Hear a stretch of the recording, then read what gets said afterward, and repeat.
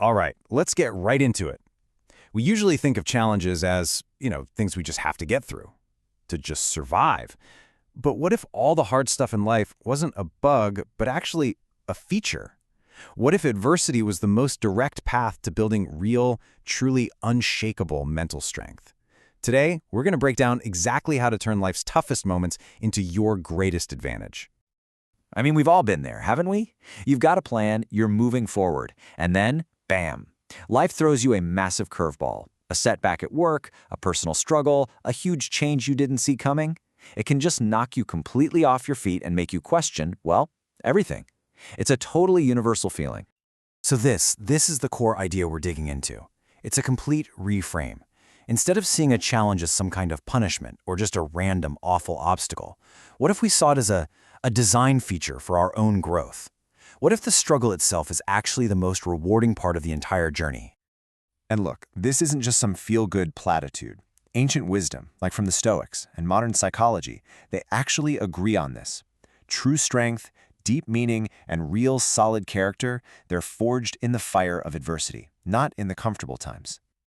You've probably heard of post-traumatic stress, but what's really fascinating is the other side of that coin, post-traumatic growth. Yeah, it's a real thing. Research shows that after a major life challenge, a lot of people don't just bounce back to where they were, they actually bounce forward. They come out with this renewed appreciation for life, they find an inner strength they never ever knew they had, and they often discover entirely new, more meaningful directions for their lives. Philosophies like Stoicism have been teaching this for centuries. The goal isn't just to grit your teeth and endure the pain. It's about leaning into it, embracing it, and asking, what can I learn from this? It's understanding that these very challenges are the tools that are going to make us stronger and more capable. So if adversity is the gym, what are the muscles we're actually building? Well, that brings us to our psychological toolkit. Let's break down the 3 core components that really form the science of mental strength. Okay, first up, mental toughness. Think of this as your psychological edge when the pressure's on.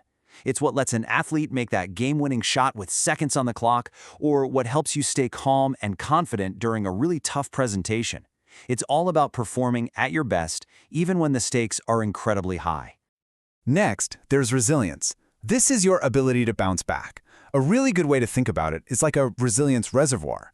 Every day, stress and challenges drain that reservoir a little bit. But the cool thing is, resilience is a skill, which means we can learn how to refill that reservoir, topping it up so we're ready for whatever life throws at us next. And finally, we have self-efficacy. And this one is so important. It's not just about having the skills.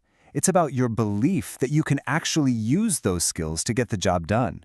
It's that little voice inside that says, yeah, I got this. I can handle this. And that belief pretty much determines what goals we even try to chase. Okay, so we know the why and we know the what. Now for the most important part, the how.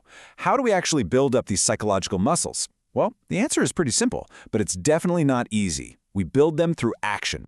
The psychologist Albert Bandura figured out there are 4 main ways we build this self-belief. And while, watching other people succeed or getting a pat on the back helps, by far the most powerful method is that first one, mastery experiences. There is just no substitute for doing the thing. Every single time you succeed at something, you are giving your brain direct proof that you are capable. And this quote just nails it. Peloton instructor Logan Aldridge, who lost his arm when he was just 13, talks about this. He said learning these small new skills, like writing with his other hand or learning to shuffle cards one-handed, they seemed tiny at the time, but they were absolutely monumental in building his belief about what he could do later. So just trying something new, even if you're not great at it, builds that confidence. So, what fuels all this action? Motivation, right? Now, external rewards, that's extrinsic motivation, they can definitely get you started. But long-term, true resilience, that's fueled by intrinsic motivation. That's doing something because you genuinely find it interesting or challenging or rewarding in and of itself. That is the sustainable fuel for real growth. But building mental strength isn't just about what you do. It's also about how you see things. And that brings us to our cognitive toolkit, because how you think about a challenge can literally change everything. Shifting your perspective is one of the most powerful things you can do. I want you to really think about this question because it's a total game changer. The exact same stressful situation can trigger 2 completely different responses in your mind and in your body. and it all depends on how you frame it. Just look at this breakdown.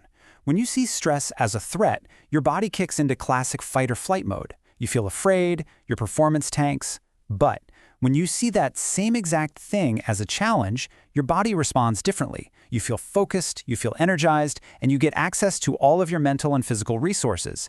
This is the state of peak performance. And the best part? You can learn to trigger this response on purpose. So how do you actually make that shift? Well, here are 5 really practical strategies. Instead of getting stuck on the problem, focus your energy on a solution. Accept what's out of your control so you can pour your energy into what is. Try adopting an experimental mindset where you see things not as pass-fail tests, but as chances to learn. And honestly, even simple practices like just seeing things as they are, not worse, and daily gratitude can fundamentally change how your brain handles stress. All right, so we've covered action and we've covered mindset. But there is one final piece to this puzzle that we almost always overlook. You can't just grind forever. You have to strategically refuel, and you have to lean on other people. Hey, remember that resilience reservoir we talked about? Your energy is a finite resource. Pushing through is only half the equation. The other half is rest. Just like an elite athlete, we have to build intentional recovery into our routines. Rest isn't quitting. Rest is a crucial part of the strategy for long-term strength and performance. I mean, wow, this is just such a powerful example of reframing in action. Logan Aldridge didn't just accept what happened to him, he owned it. He took this traumatic, life-altering event and decided, I'm going to use this as a catalyst for growth. That right there is the adversity advantage, turning a moment of loss into the very foundation for becoming stronger. And please, remember this. Nobody does hard things alone. The research is crystal clear on this. Having social support is an absolutely critical part of being resilient. Finding role models, leaning on your friends, talking to a mentor. This isn't weakness, it's the absolute backbone of mental toughness. Your community is one of your greatest assets. Okay, so let's tie it all together. Here's your roadmap. It all starts with reframing adversity, seeing it not as a roadblock, but as the path itself. Then, know your psychological tools. Build your confidence through doing, not just thinking. Consciously shift your perspective from threat to challenge. And finally, don't forget to refuel your energy and lean on your support system. Because at the end of the day, the struggles you're facing aren't there to break you, they're there to build you. So the next time life throws you a curveball, remember this. It's not just something you have to survive. It's raw material. It's an opportunity. The only question is, what are you going to build with it?